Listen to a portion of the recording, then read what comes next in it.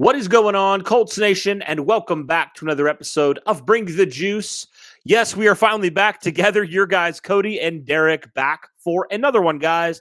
And the NFL Combine is under full swing right now. It's in full swing, and depending on when this video does drop, a lot of other positions will already have gone, and we'll know a lot more. But we're not talking about the Combine in this video, Derek.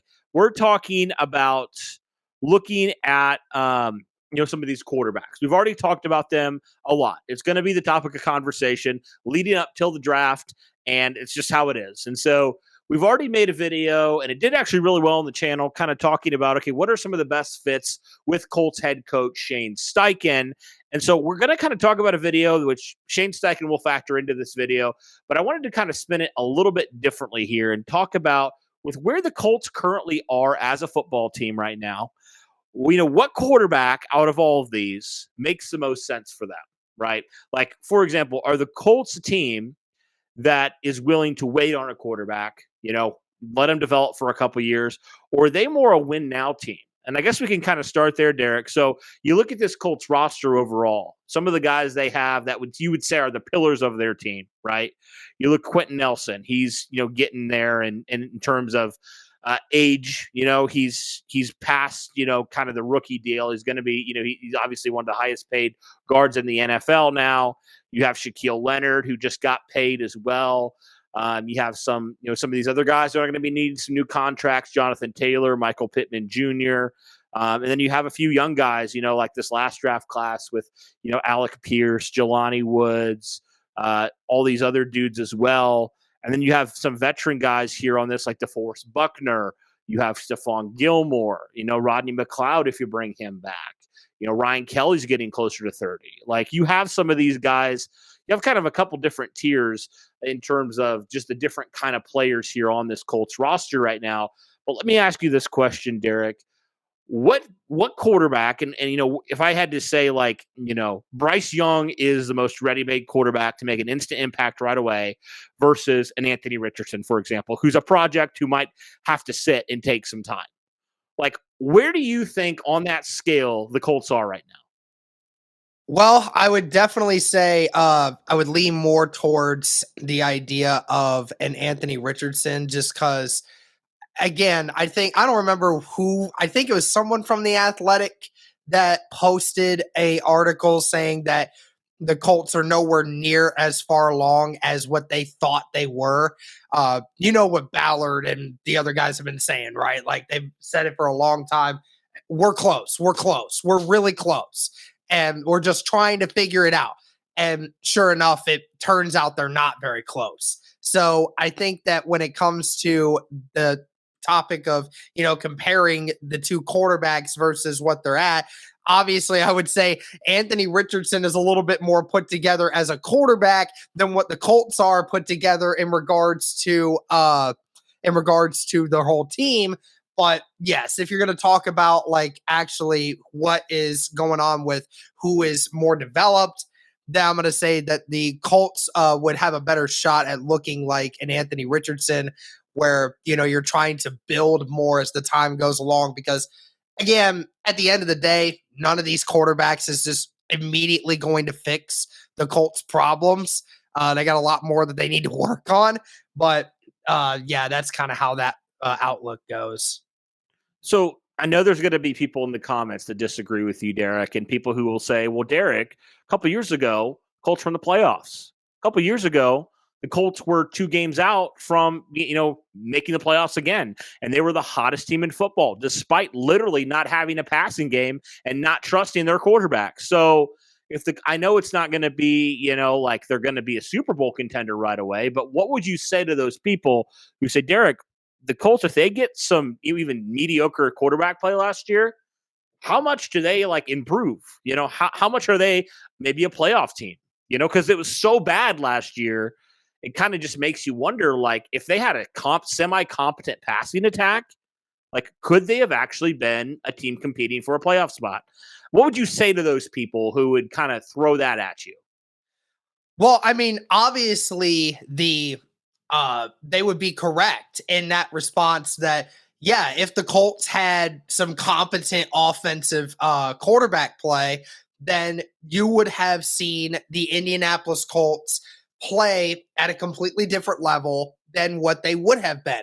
But the problem has been for the long haul, Cody, is that over the last 5 years, the Indianapolis Colts, no matter who they've had at quarterback, regardless, has not been good enough to deliver the ultimate product. You don't want to have yourself in a category where, oh, we just got to get to the playoffs. So we just got to get to the playoffs to look competent. We don't want that. Indianapolis wants to win a Super Bowl. And in order to win a Super Bowl, you have to have a good quarterback in order to get there. Very few times do you get into a position where a bad quarterback gets to the Super Bowl. It can happen, but very few times, but that happens very rarely. Over the last several years, I think the worst quarterback that you could possibly ever think of that went to a Super Bowl was Peyton Manning when the Broncos won it several years ago. But Manning didn't play terrible in the playoffs. He just played so terribly throughout the regular season. But that defense was one of the best defenses that the NFL has seen in a long, long time. So it took that. And the Colts are just not in a position where they need to try to bolster everything else and then hope that they get there. Phillip Rivers was the closest thing to a quarterback that we could possibly get that could deliver that promise. But the problem was Phillip Rivers was 37. He was getting older. His arm was gone. And just at the end of the day, the rest of the team just wasn't as good. Jonathan Taylor wasn't as developed as he is now. The offensive line was a little better back then, but the wide receiver group wasn't as good back then. The weapons were not as good back then. The defense was about as average as it was back then, but there were things that the Colts were missing even 2 years ago that the Colts really do have now. So you need to try to find somebody that is going to actually put you over the edge. And you can't just keep looking to try to go playoff. You want to try to find a guy that is going to take you to the promised land, that is going to compete with these star-studded AFC quarterbacks that we have to deal with now. So that's what you got to set your sights on. Well, with guys like Shaquille Leonard, who's 28 years old, with, Quentin Nelson, who's 27 years old, are you comfortable waiting 3 to 4 years when they're already in their 30s, to hope that this quarterback, like an Anthony Richardson, is ready to go? Are you comfortable enough with that? What is your opinion on that? I mean, yeah, I definitely agree because, look, this overall roster for the Indianapolis Colts is still a young one. I think that even with getting a quarterback like an Anthony Richardson or potentially a Will Levis, who may take a couple years to get to the level that you want, you're still going to get some of these players playing at a good level, and you're able to do that. And it's kind of a situation where as you go along, the Indianapolis Colts need to then learn, if you have the quarterback in play, you have to really start bolstering positions that really matter, positions that Ballard, for the most part, has ignored over the last several years, or has just failed to secure a really elite player at specific spots. Quentin Nelson's still going to be good for many more years to come. As long as Shaquille Leonard doesn't get hurt, he's going to be a really good player for years to come. You have some young players in the secondary that you feel comfortable with. Some of your offensive linemen seem to really pick it up at the end of the year. You have a few guys in the tight end group that could potentially be elite players at one point if you build that group really well. So the Colts have young guys, and even what people would deem as veterans that are just now getting their second contracts. Look, they're just in their second contracts, okay? I'm not going to worry about Quentin Nelson. I'm more worried about Shaquille Leonard's health moving forward than what I would be with Quentin Nelson. Nelson, I think, even in his young 30s, is still going to be a really good offensive lineman. And I think Shaquille Leonard can still be a really good linebacker in his early 30s as well. But of course, I think Leonard could potentially lose out on his physical abilities quicker than Nelson could. But that's just going to be something that you need to work on as the time goes along. Ultimately, it's which guy fits best for your team, is going to be best for the scheme that Shane Steichen wants to run. And you think coming in, that guy in 3-4 years from now can be the best quarterback from this entire class and can take you to the promised land of trying to get to a Super Bowl.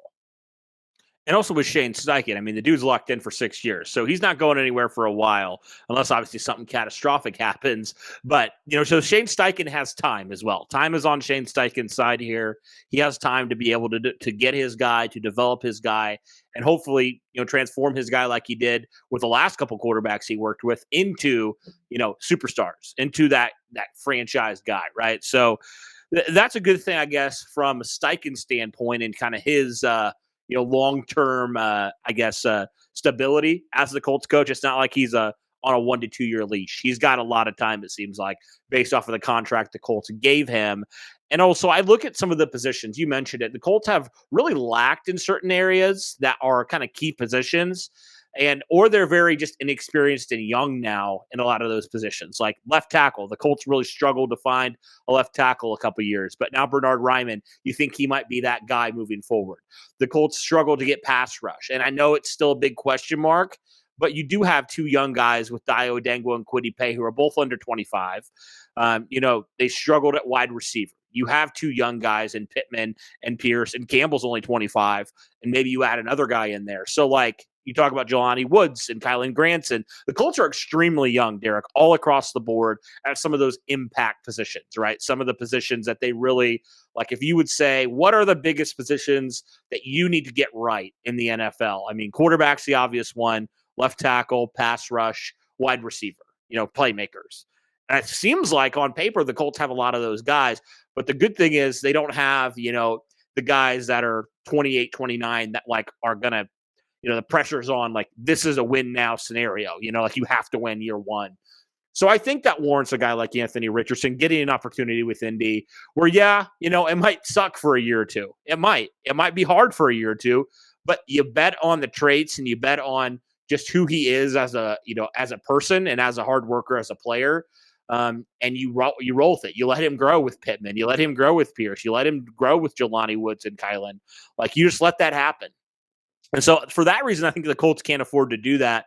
They can bet on the traits and bet on the character and develop him otherwise. Or they can go bet on maybe more of the sure thing, like the CJ Stroud, who maybe the ceiling isn't as high, but maybe the floor is a little bit higher as well. But I think CJ Stroud's definitely more of an impact, day one kind of guy. But I still definitely see a scenario where either of those things happen there at number 4 for the Colts. Yeah, I mean, again, it just all depends on, do they want to go with a guy that is going to take a year or two, maybe even more, to be able to refine those skills?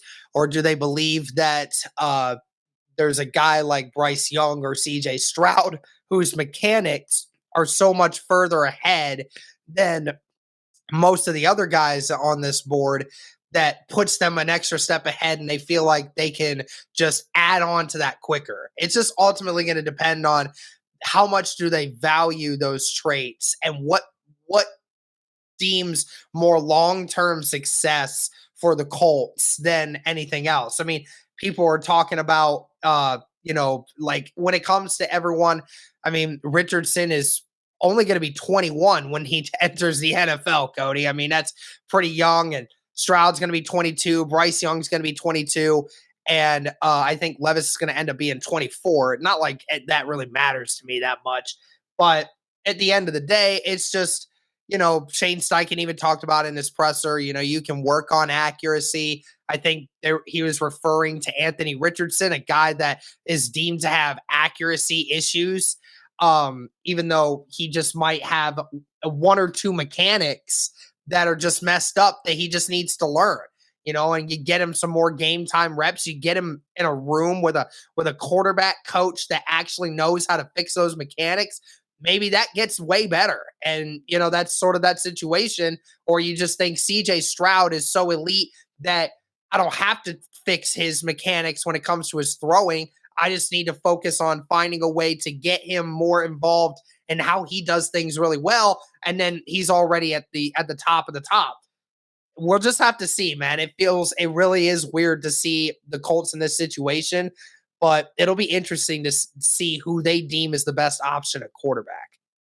Yeah, and accuracy, while yes, it can be taught, it is important for a quarterback. And that was one of the big things that Steichen said he was looking for in a quarterback. So, I mean, even though there's a quarterback that's not necessarily accurate, it doesn't mean it completely obviously eliminates them, because Richardson still very much could be in the fold there. The Colts met with him on Thursday for the combine. And so they're obviously interested in him to some capacity, as are a bunch of other teams. But yeah, it's going to be interesting for sure. But I just wanted to talk about this, where the Colts currently stand as a team, as a roster.